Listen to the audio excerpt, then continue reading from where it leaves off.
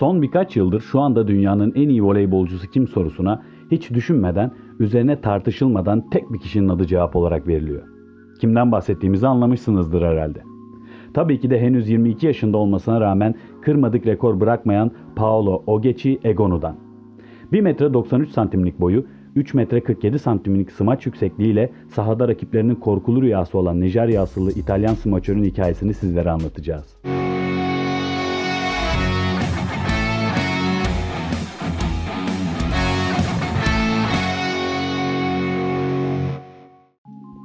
Nijerya'dan İtalya'ya göç etmeden önce kamyon şoförü olan Ambrose ile hemşirelik yapan Eunice'in çocukları olarak 18 Aralık 1998 yılında Stadella şehrinin Veneto bölgesinde dünyaya gelen Egonu, duygusal, ince ruhlu ve içine kapanık bir çocukluk yaşadı. Fizik yapısıyla yaşıtlarından hep farklı gözüken Paolo'nun annesi çocuklarının avukat olmasını isterken, 3 evlatlarının da iyi bir eğitim alabilmesi için çok çalışır. Ama Egonu'nun 8 yaşındaki hayali Loreto teyzesi gibi rahibe olmaktır. O günleri şu sözlerle anlatıyor. 8 yaşlarımdayken yılda en az bir ayımı Roma'da yatılı okulda geçirirdim. Teyzeme din konusunda çok fazla sorular sorardım. Hatta o dönemlerde dini ayinler beni büyülerdi. Her çocuk gibi çizgi filmleri çok seven ve Tom ve Jerry hayranı olan Egonu, ödevlerini yaptıktan sonra televizyonun başına geçerdi. Yine böyle bir günde baba Ambrose'un bir sporla ilgilenmelisin sözü üzerine 12 yaşındayken yerel takımlarda voleybola başlayan Paolo ilk hafta sonunda pek tatmin olmaz. Bir antrenör tarafından yönlendirilmek beni biraz rahatsız etti. Ama zaman ilerledikçe antrenmanlardan heyecan duymaya başladım. Antrenörümü takdir ettim, takım arkadaşlarımla oynamaktan mutlu oldum sözleriyle voleybola başlama hikayesini anlatan Egonu 14 yaşına geldiğinde artık dünyanın en iyisi olmaya kafaya koymuştu. Paolo, 2013 yılında İtalya Voleybol Federasyonu tarafından genç sporcuları yetiştirmek için kurulan Club Italia tarafından Roma'ya davet edilirken, ailesi ise İngiltere'nin Manchester şehrine taşınma kararı alır. Hayallerini gerçekleştirmek için ülkesinde kalmayı tercih eden İtalyan smaçör Roma'ya giderken tüm ailesi Manchester'ın yolunu tutar. Artık İtalya'ya kendi adını duyurmaya hazır olan Paolo Ogechi Egonu, ilk sezonda Club Italia ile Serie A B1 serisindeki performansıyla tüm dikkatleri üzerine çeker. Bir sezon sonra İtalya U18 milli takımıyla Peru'da düzenlenen U18 Dünya Şampiyonası'nda altın madalya kazanan İtalyan smaçör, turnuvanın da en değerli oyuncusu olur. Aynı sezon kulübüyle Serie A1'e yükselen Egonu, 2016-2017 sezonunda San Castiano karşısında 46 sayıyla bir maçta en çok sayı üreten oyuncu unvanına ulaşır. Bu rekorunu 2021 yılında Imoko formasıyla Novara maçında bulduğu 47 sayıyla geliştirir. Ailesini görmek için çoğu zaman Manchester'a giden Egonu, Nijerya'daki akrabalarını da unutmaz. 2 yılda bir kendi topraklarına gittiğini ifade eden İtalyan smaçör, Nijerya'da babamın 7 erkek kardeşi, annemin de 6 erkek kardeşi var. 18'den fazla kuzenim de orada yaşıyor ve onları görmek için gidiyorum. Akrabalarımla vakit geçirmek bana güç veriyor der. U19 ve U20 İtalya milli takımlarında da oynayan Paolo, 2017 yazında İtalya milli takımıyla Dünya Grand Prix'sinde gümüş madalya kazanmayı başarır. Artık daha büyük bir kulüpte oynamak isteyen İtalyan smaçör Novara'ya transfer olur.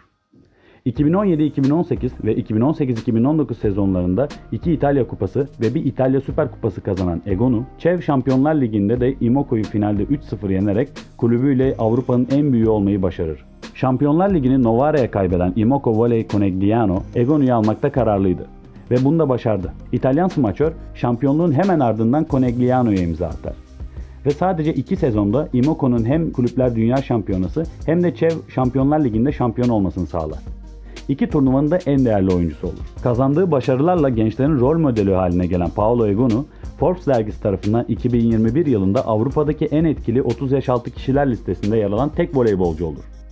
Hayat görüşünü, kendini olduğun gibi ifade et ve etkilenmeden bunu hisset sözleriyle açıklayan Egonu, hayatı boyunca yaşadığı ırkçı saldırılar içinde insanlar ten rengimi görmek için anneme baktılar.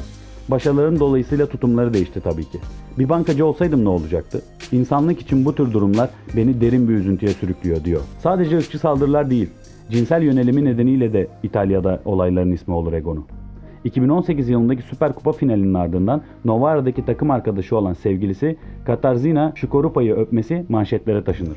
Bu olay sonrası verdiği bir röportajda, "Bir kadını seviyorum ve pişman değilim. Ama bir erkeğe aşık olmayacağım anlamına gelmez. Düşünme şeklim farklı çünkü siyahiyim. Homofobik ve ırkçılardan nefret ediyorum.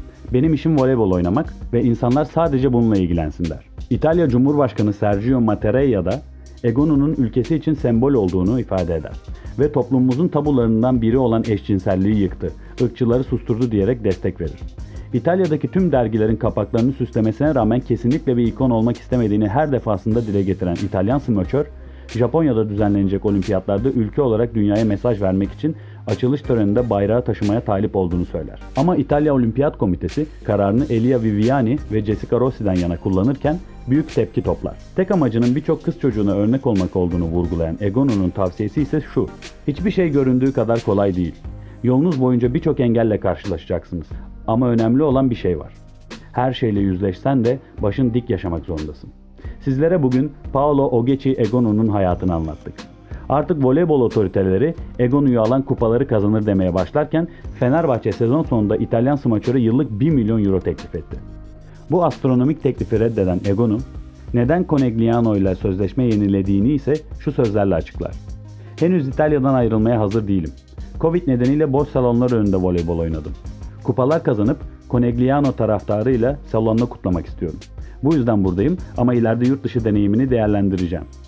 Bakalım 100 km hızın üzerinde vurduğu smaçlarla file önünde durdurulması zor bir oyuncu olan Egonu'nun yolu Türkiye'den geçecek mi?